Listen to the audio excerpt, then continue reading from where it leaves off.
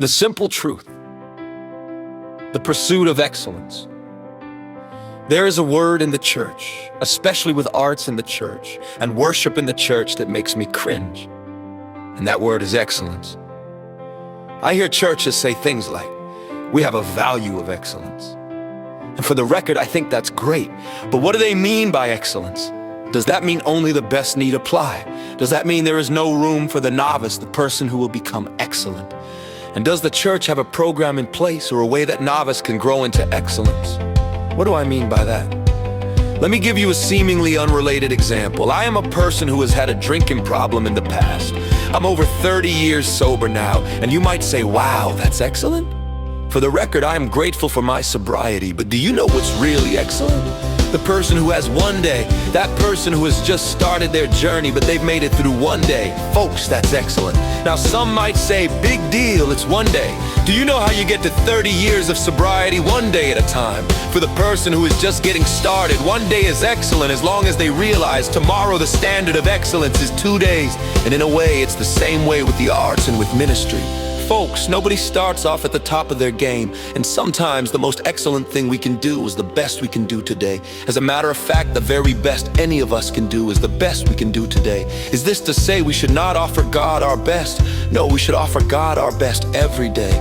But understand, on day one is all you've got, and if you bring your best on that day, that's excellent.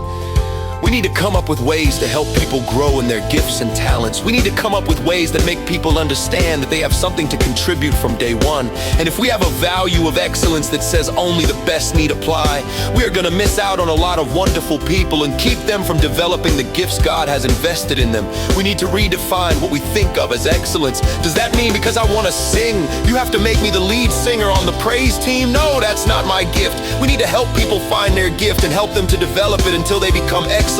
There's absolutely nothing wrong with having a value of excellence. We just have to be careful how we define excellence. Otherwise, we will build walls where God wants doors. When Jesus told the parable of the talents, which you can read for yourself in Matthew 25, the master in the story, who represents God, invested part of his wealth, an amount of gold called talents, in each of 3 of his servants. The amount of the investment varied according to the servant's ability.